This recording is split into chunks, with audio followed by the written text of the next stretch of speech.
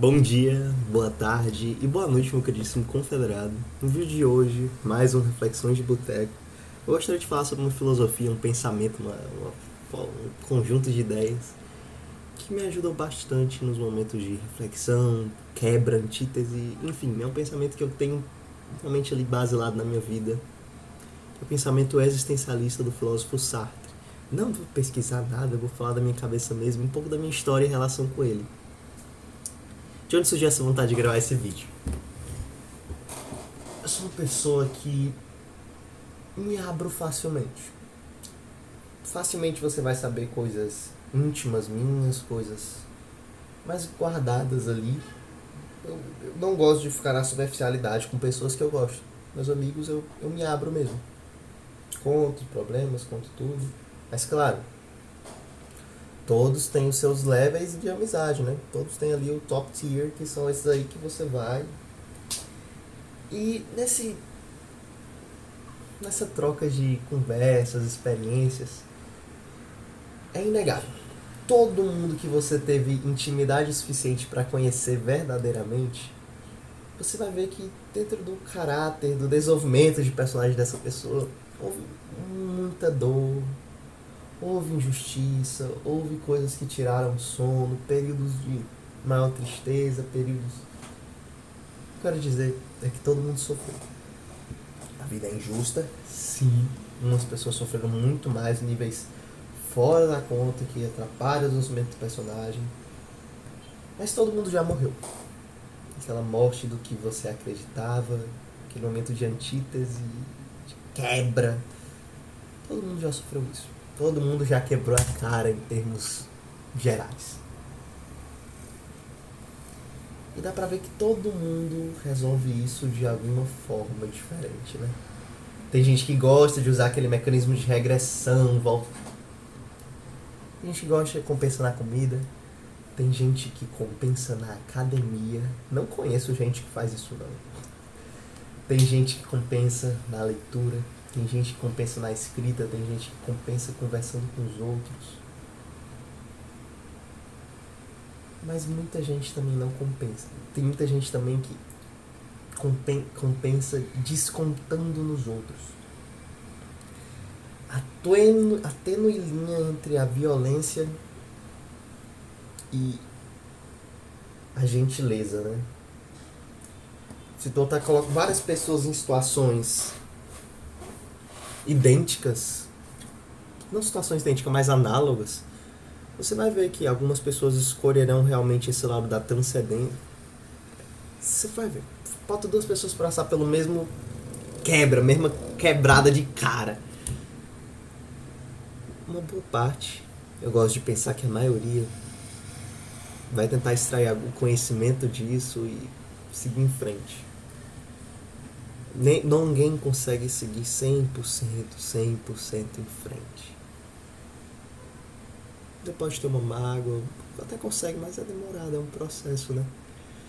E muitas pessoas escolhem, eu gosto de pensar que a maioria escolhe o caminho do perdão. O caminho do perdão, perdoar o outro e seguir em frente com sua vida. Mas outras não. Escolhem mesmo guardar aquele rancor, aquele saco de bosta que fica ali no cômodo só pra você. Só você consegue ver aquilo e sentir o cheiro e se incomodar. O rancor, a raiva, só incomoda você mesmo. Tomar aquelas atitudes de baixo calão. Tem gente que segue por esse caminho. O caminho do ódio. Eu não gosto de falar essas palavras amor e ódio, que são... desvirtuaram muito. O pessoal usa amor e ódio como política. Coisa. Mas olha, por que eu falei toda essa lombra? Porque eu considero meus amigos pessoas normais. Não tem vilões, não tem super-heróis. Eu considero pessoas boas. Mas todas elas sofreram coisas que poderiam facilmente torná-las pessoas ruins. E é a partir daí que eu trago para vocês a filosofia existencialista de Sartre. Jean-Paul Sartre é um filósofo francês que talvez alguns de vocês conheçam como o marido daquela mulher, Simone de Beauvoir. Particularmente eu não gosto muito não da vida pessoal dele, mas em termos de obra eu dou muito valor. Eu conheci ele da seguinte forma: tinha um trabalho de filosofia, deixei pro último dia, me lembro claramente, acho que eu era do 9º ano, e era sobre. Eu tinha que escolher entre Sartre, eu tinha que escolher algum filósofo existencialista. Tinha Sartre, salvo engano, tinha Simone de. Eu não sei como é que era as normas, mas tinha gente que fez com Simone de Beauvoir. Tinha Sartre também, eu fiz com Sartre. Com 100 saco pra fazer, fui, peguei o livro, o computador e pesquisei. Jean-Paul Sartre. Um vídeo no YouTube.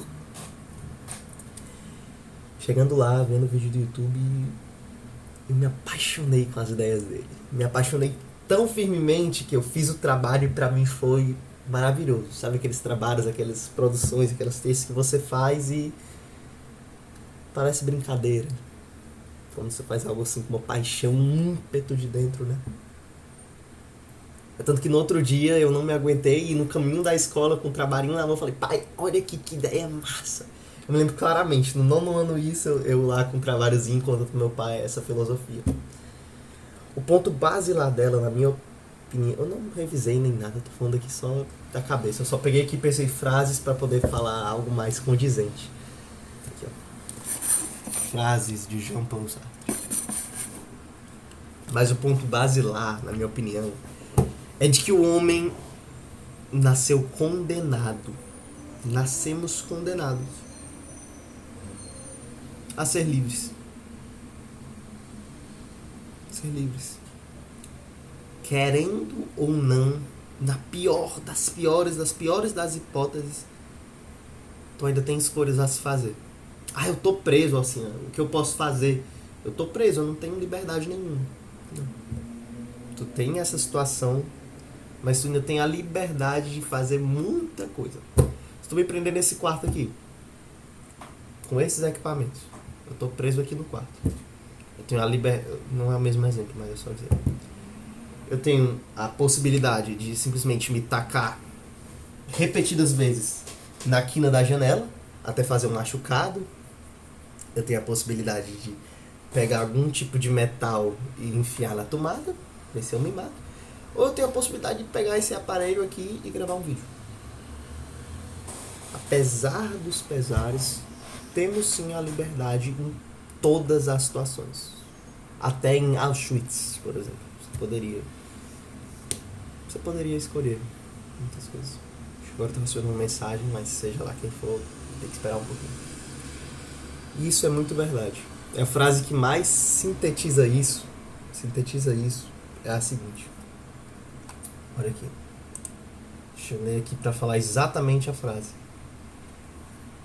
Não importa o que fizeram com você. O que importa, não importa o que fizeram com você. O que importa é o que você vai fazer com aquilo que fizeram com você.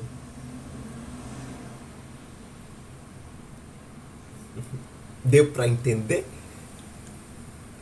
Muito mais do que se lamentar pelo passado, se lamentar pelas circunstâncias. Tu tem sim muitas opções. Tu pode escolher o ódio, ou tu pode escolher o amor. E olha,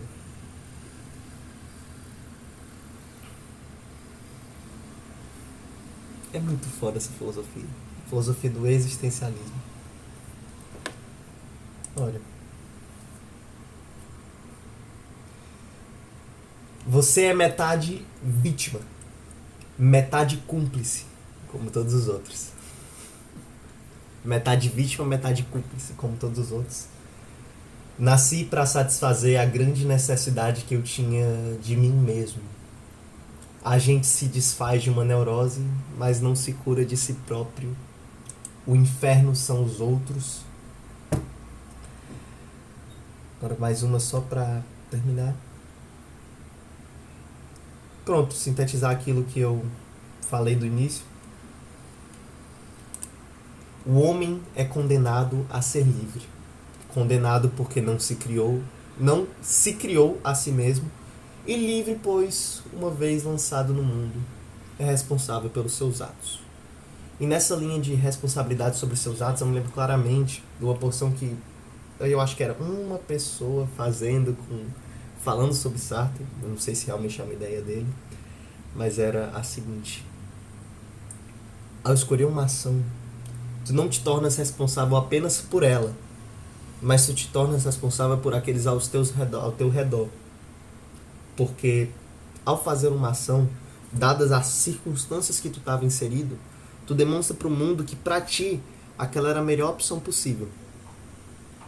Eu gosto dessa filosofia porque ela traz um pouco de responsabilidade para as nossas ações, nossas atitudes, nossa forma de ver o mundo. Que eu tenho grande raiva dentre esse hedonismo moderno, essa busca por prazer e imediatismo do mundo moderno. É muito comum a gente querer tirar nossa própria culpa. É louvável se botar de vítima. Não me interprete mal. Claro que existem situações que tu realmente é uma puta vítima. Mas é louvável se colocar como vítima das circunstâncias e seguir parado no vazio. Mas não faz isso, tá bom? Para terminar o vídeo de hoje, eu espero que vocês estejam tendo um excelente dia. Que estejam conseguindo, apesar dos pesares, correr atrás daquilo que você considera importante para você no seu futuro e não no agora. Não deixem de descansar, não deixem de ficar próximo das pessoas que você gosta. E cultive suas amizades, viu? Cultive suas amizades, cultive aqueles que você ama. Porque no final das contas, as coisas findas, muito mais que lindas, essas ficarão. E agora eu queria ler um poeminha só porque eu gosto. É o poema de Sete Faces, de Carlos Drummond de Andrade. Não tem a ver com a temática, eu só queria ler, porque é um poema que eu gosto muito, e pra encerrar o vídeo, sabe? Quando eu nasci, um anjo torto desses que vive na sombra disse: vai, Carlos, segal-te na vida. As casas espiam os homens que correm atrás de mulheres. E o céu talvez fosse azul, não fossem tantos desejos. O bonde passa cheio de pernas brancas, pretas, amarelas. Para que tantas pernas, meu Deus? Meu coração pergunta. Porém meus olhos não perguntam nada. O homem por trás do bigode é sério, simples e forte. Quase não conversa. Tem poucos raros amigos. O homem por trás do óculos e do bigode. Meu Deus, por que me abandonaste se sabia que eu não era Deus? Se sabias que eu era fraco? Mundo, vasto mundo. Se eu me chamasse Raimundo, seria uma rima, não seria uma solução. Mundo, vasto mundo. Mais vasto ainda é o meu coração. Eu não devia te dizer, mas essa lua, esse conhaque, botam a gente comovido como o diabo. Carlos Drummond de Andrade, 1930, poema de Sete Faces. Meus nobres, fiquem com Deus, se cuidem e até a próxima, meus queridíssimos confederados. Adeus! Ó Esteves, sem metafísica.